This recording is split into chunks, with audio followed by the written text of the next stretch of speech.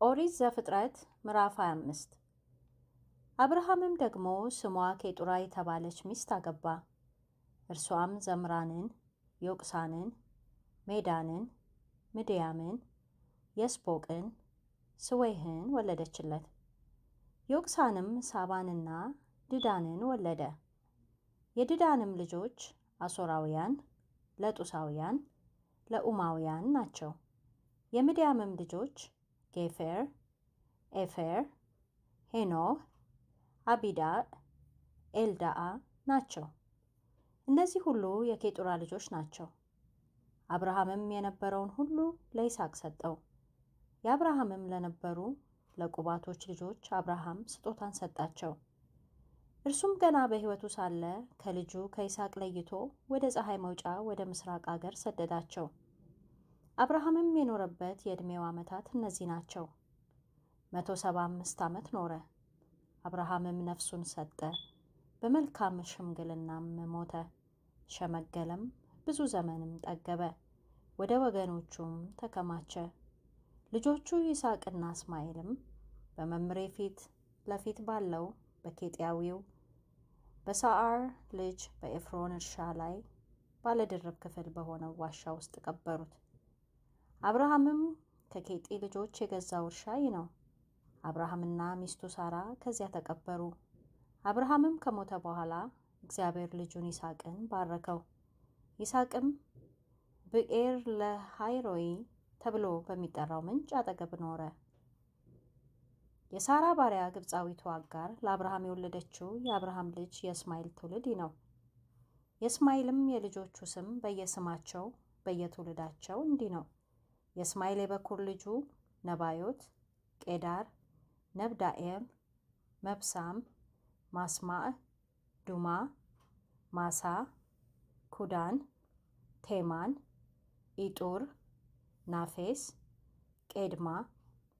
የእስማኤል ልጆች እነዚህ ናቸው። ስማቸው በየመንደራቸውና በየሰፈራቸው ይኸው ነው። በየወገናቸውም 12 አለቆች ናቸው። እስማኤልም የኖረበት የዕድሜው ዘመን 137 ዓመት ነው። ነፍሱን ሰጠ፣ ሞተም፣ ወደ ወገኖቹም ተከማቸ። መኖሪያቸውም ከኡላጥ አንስቶ በግብፅ ፊት ለፊት እስከምትገኝ እስከ ሱር ድረስ ወደ አሶር የምትወስደው መንገድ ላይ ነበር። እንዲህም በወንድሞቹ ሁሉ ፊት ተቀመጠ። የአብርሃም ልጅ የይስሐቅ ትውልድም ይህ ነው። አብርሃም ይስሐቅን ወለደ። ይስሐቅም 40 ዓመት ሲሆነው ርብቃን አገባ።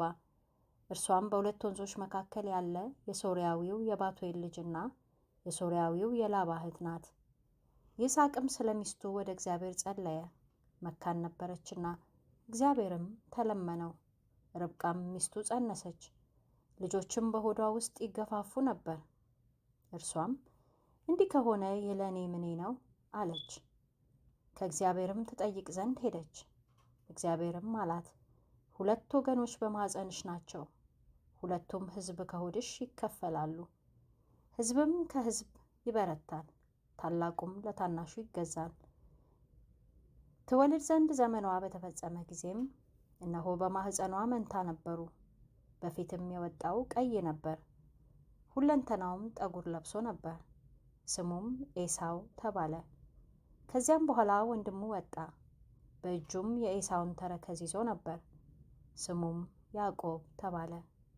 እርሷም ልጆችን በወለደቻቸው ጊዜ ይስሐቅ 65 ሆኖት ነበር።